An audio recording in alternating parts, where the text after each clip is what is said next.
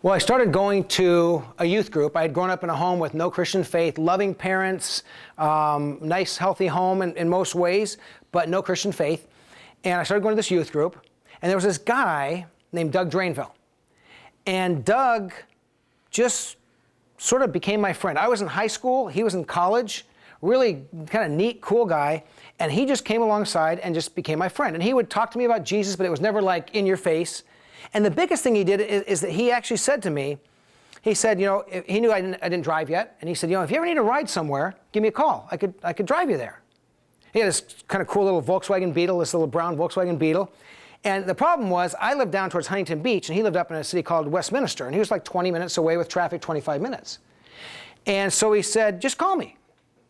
So I had actually met this blonde girl at the youth group I had started going to, and she lived about 20 minutes away. So I would call him. He would drive from Westminster to Huntington Beach, pick me up, drive me to where she lived, drop me off, drive back home again, wait till I called him later, drive back, pick me up, drive me home again, and drop me off. And this is what struck me it was probably years later that I realized. I never offered him money for gas. Not once. And there was probably times I thought about it that he picked me up and drove me and dropped me off that I didn't even say thank you. That's kind of how self-centered I was. And it never seemed to faze him. And we would drive, we would talk about sports and life and school, but always something about Jesus would come up because Jesus was part of his life. And this guy just served and served and served. I kind of sometimes looked at him before as a Christian. I thought, this is kind of, well, fine. If he's willing to drive me around, great. But kind of a sucker, But he's become, through the years, one of my dearest friends and really an influence in my life. Organic or inorganic? You tell me. That's organic in the sense that he's serving you, and through his behavior and his just open heart, he's witnessing the love of Jesus to you.